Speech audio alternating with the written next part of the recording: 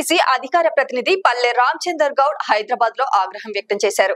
GST విషయంలో BJP నేతలు ప్రజల్ని తప్పుదోవ పట్టిస్తుండడం హెచ్చరించారు. మెదక్ ఎంపీ రఘునందన్ రావు రామాయంపేటలో చేసిన ప్రకటనలు పూర్తిగా అబద్ధమని పేర్కొన్నారు. కేంద్ర ప్రభుత్వం గత 8 సంవత్సరాలుగా జీఎస్టీలో లక్షల కోట్లు దోపిడీ చేశారని ఆరోపించారు. జీఎస్టీపై చూపుతున్న ఉత్సాహం కేవలం దోపిడీలో భాగమని, ఇది విడమర్చి ప్రజల భారం పెరుగుతుందని విమర్శించారు. అలాగే బీసీలకు 42% రిజర్వేషన్ల విషయంలో రాష్ట్రంలో బీఆర్ఎస్ బీజేపీ మద్దతు ఇచ్చినప్పటికీ కేంద్రంలో బిల్లు అమలు కాకుండా అడ్డుపడుతుందని ఆగ్రహం వ్యక్తం చేశారు. గవర్నర్ రాష్ట్రపతి వద్ద బీసీ రిజర్వేషన్ల బిల్లు ఆమోదానికి అడ్డంకులు నిలిపించడం పెద్ద తప్పు అని అన్నారు.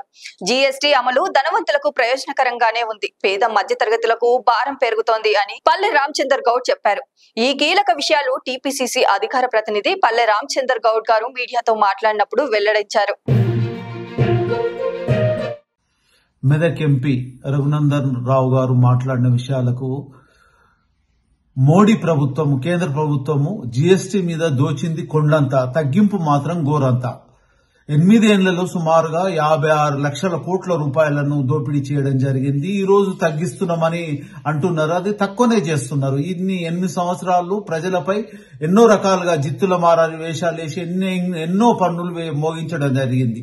అదే దాంట్లో సామాన్యులకు విపరీతంగా ఉన్నత వర్గాల వరకు తక్కువ చేయడం జరుగుతుంది. 100 ఎలుకలు తిన్న పిల్లి తీర్థయాత్రలకు పోయినట్టు సామెతలాగా ఈ రకంగా గుర్తు చేస్తున్నట్టుంది మోడీ ప్రభుత్వము, కేంద్ర ప్రభుత్వము.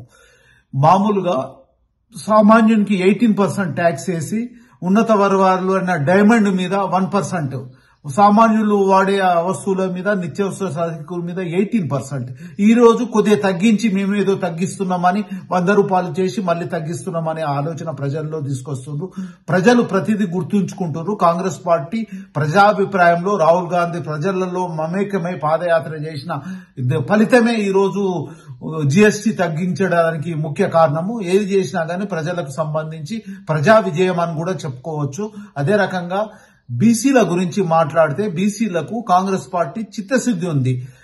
దానికోసానికి రాహుల్ గాంధీ పాదయాత్రలో కిత్నీ ఆబాదీ ఉత్నా హిస్సాదారీ అనే ఆలోచనతో మొదటగా కాంగ్రెస్ ప్రజాప్రభుత్వము తెలంగాణలో ప్రజాభిప్రాయకారం చేసి ప్రజల్లో 42% రిజర్వేషన్ చేయాలనే ఉద్దేశంలో 2 సార్లు కూడా కులగణన చేయడం జరిగింది. మొదటి విడతగా 60 రోజులు కులగణన చేయడం జరిగింది. తర్వాత కొంతమంది తప్పిపోతే మళ్ళీ 30 రోజులు కులగణన చేసి సుమారుగా బీసీల గణన 56% ఉందని తీసుకొచ్చి దాంట్లో 42% రిజర్వేషన్ ఇవ్వాలని అసెంబ్లీ తీర్మానం చేయడం జరిగింది. దానికి అసెంబ్లీలో బీజేపీ వాళ్ళు, బీఆర్ఎస్ వాళ్ళు అందరూ ఏకగ్రీవంగా ఒప్పుకోవడం జరిగింది. కానీ గవర్నర్ దగ్గర, రాష్ట్రపతి దగ్గర మోకాలు అడ్డం చేయడం జరుగుతుంది. బీజేపీ అధికారంలో ఉందని దాన్ని ఆపివేయడం జరుగుతుంది. బీజేపీకి ఖచ్చితంగా చెప్తున్నాం, బీసీలు ఖచ్చితంగా గుణపాఠం చెప్తారు. బీసీల ద్రోహంగా